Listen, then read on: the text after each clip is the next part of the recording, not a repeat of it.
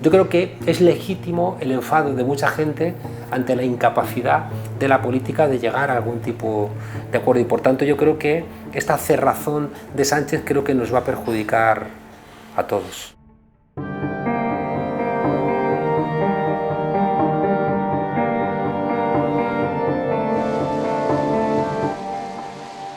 Pedro Sánchez es un hombre que ha demostrado no tener ninguna ideología concreta, ha podido decir en el plazo de 24 horas una cosa y la contraria, y ese grupo de burócratas que solamente se han dedicado a la política, que no han cotizado a la seguridad social fuera, ¿no?, de su militancia y de sus cargos orgánicos, son los que llevan el PSOE y ahora mismo en funciones el país. Y esa condición burocrática creo que es muy miope. Creo que Pedro Sánchez vive en el más estricto corto plazo y entonces no tiene una visión de país, creo que no tiene una visión de Europa, y eso le hace desear lo que no deseamos prácticamente ningún español, que es la repetición de las elecciones. Sánchez tiene un complejo de inferioridad con Iglesias.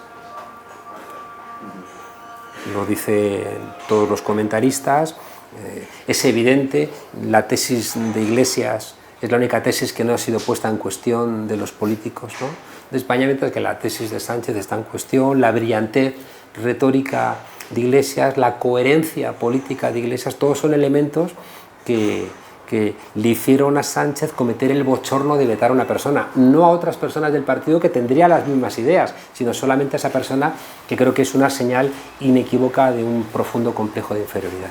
Desde Unidas Podemos se ha sido muy honesto, se ha dicho, tenemos la mitad de votos que vosotros y tenemos un tercio de vuestros escaños por culpa del sistema electoral.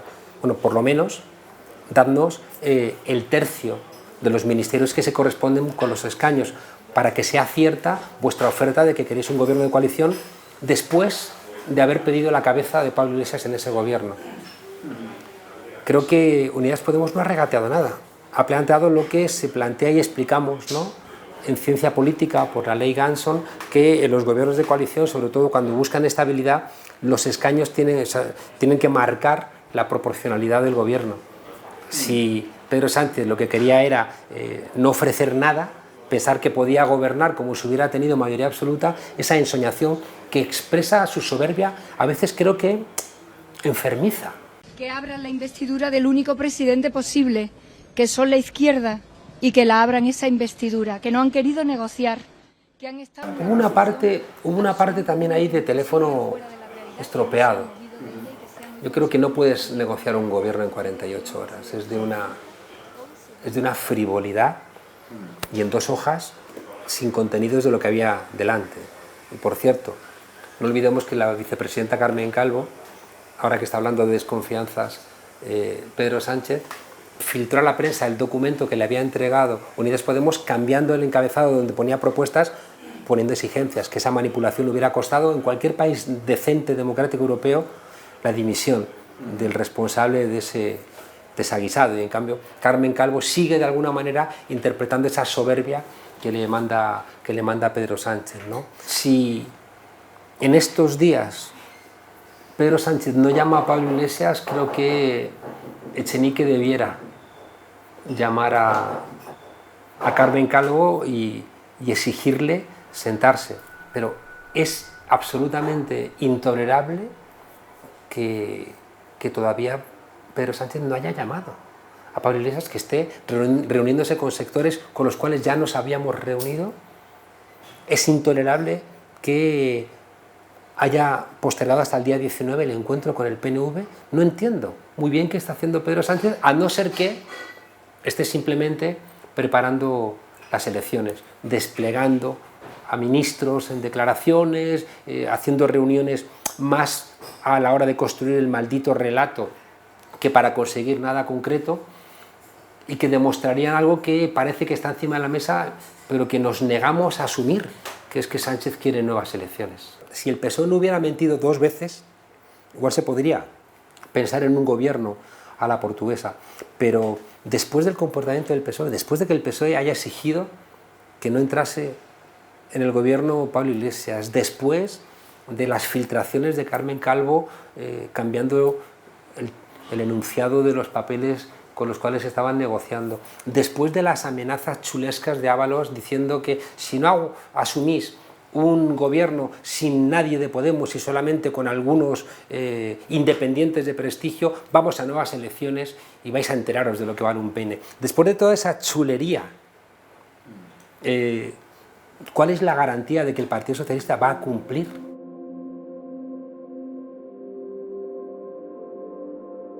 Podemos enfrentó en las últimas elecciones la tormenta perfecta. La pelea en Cataluña, el miedo de mucha gente a la emergencia de Vox, la deserción de Errejón y 5 años de acusaciones brutales de todo tipo contra Podemos. Y sin embargo, en ese escenario tan malo, ¿no?, para la formación, tan perjudicial, sacó 3.700.000 votos y creo que eso es un suelo de Podemos. Iglesias Turrión, Pablo. Abstención. Si fuéramos a unas segundas elecciones, habría soluciones quirúrgicas que seguramente le costarían la cabeza a Rivera. Se establecería una gestora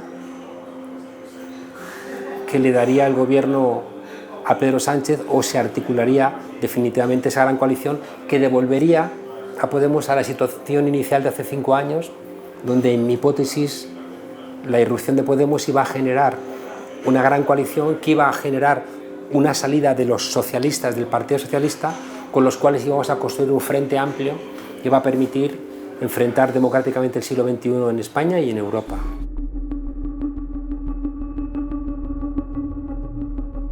Pablo Iglesias tiene una relación bastante fluida con Pablo Casado, con el propio Pedro Sánchez. Es más complicada con Rivera, porque Rivera está fuera de sí, ¿no? Rivera está en esa exaltación constante, ¿no? Donde cualquiera que se mueve recibe su hachazo, ¿no? Rivera parece la reina de Alicia en el País de las Maravillas, mandando cortar cabezas a todo lo que se mueve. ¿No hay nada que le guste de Rivera? ¿Algo a destacar de él?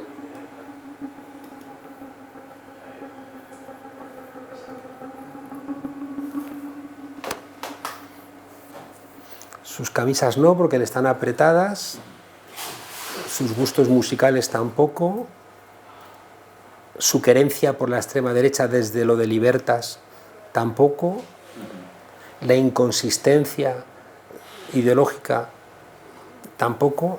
Creo que le quedan bien esos rulos que luce ahora.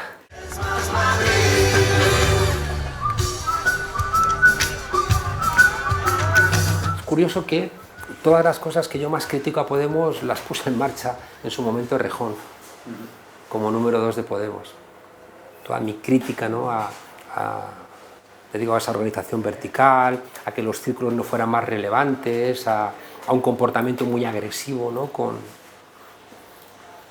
las disidencias internas. Todo eso es herencia de Íñigo Errejón, que después, cuando se marcha en un otro partido, tiene un discurso donde parece que es la Madre Teresa de Calcuta, cuando él realmente era el que diseñó Podemos como una maquinaria de guerra electoral en expresión suya, cosa que siempre me pareció un error, porque eso siempre pensé que era pan para hoy y hambre para mañana. Estaba bien inicialmente para irrumpir, pero después, si no convertíamos eso en un partido diferente, pues nos terminaría convirtiendo en subalternos del Partido Socialista, que al final es donde ha terminado Errejón. A mí siempre me gustó mucho la ambición de Errejón, pero siempre me preocupó mucho que fuera una persona tan ambiciosa. Si al final la salida de Errejón de Podemos se traduce en la operación Chamartín, dices, para ese viaje merecía la pena, como le pregunté, para que hayamos perdido el Ayuntamiento de Madrid, para que no hayamos ganado en la Comunidad de Madrid, ¿para qué ha servido? Salvo para posicionarse Errejón. Creo que Manuela Carmena se equivocó y ella es muy, muy consciente. Creo que ella, cuando la buscamos, no era nadie, y cuando de repente se sintió alguien, se desentendió de esa conjunción de fuerzas políticas que la habían convertido en alcaldesa, y eso fue un profundo error.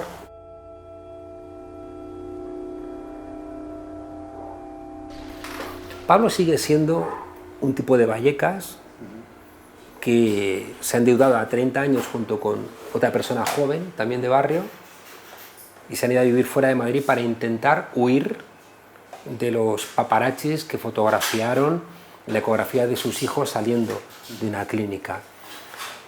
Yo creo que visto el ruido que hizo, estoy convencido que se tendría que haber gestionado de otra manera.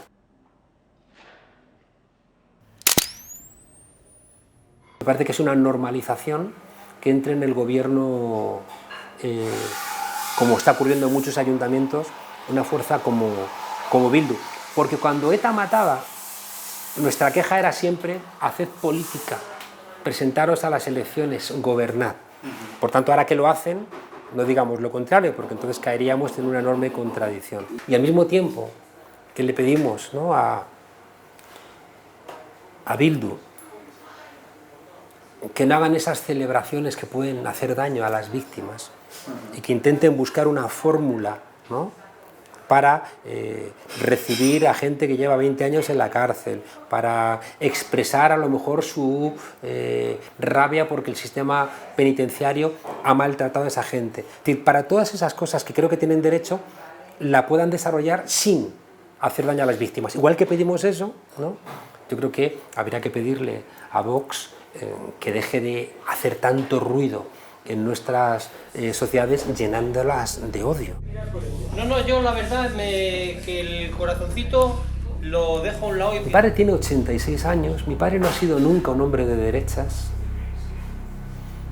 y hablando con él un día le dije que algún día habría que legislar y crear un nuevo delito que se llama corrupción de mayores, donde ese envenenamiento, ¿no?, de los Jiménez, los Santos y demás, a la gente mayor les meten miedo. Y yo creo que es muy legítimo que la gente mayor tenga miedo. Gente que nunca ha sido creyente, cuando es mayor pasa a ser creyente. Gente que de repente necesita representarse un mundo ordenado en este desorden en el que vivimos. Yo nunca le reprocho, ¿no?, a una persona mayor que tenga miedo.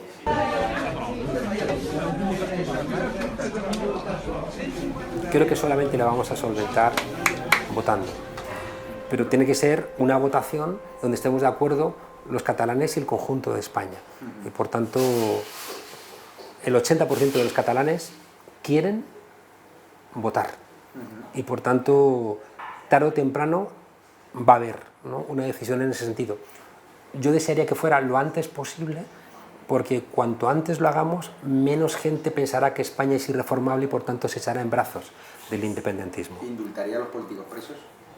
Sin duda, porque son presos políticos que han cometido seguramente un delito de desobediencia, pero no un delito ni de rebelión ni de sedición, y por tanto es muy complicado acordar la ordenación territorial de España con políticos de alguna parte del territorio de España en la cárcel.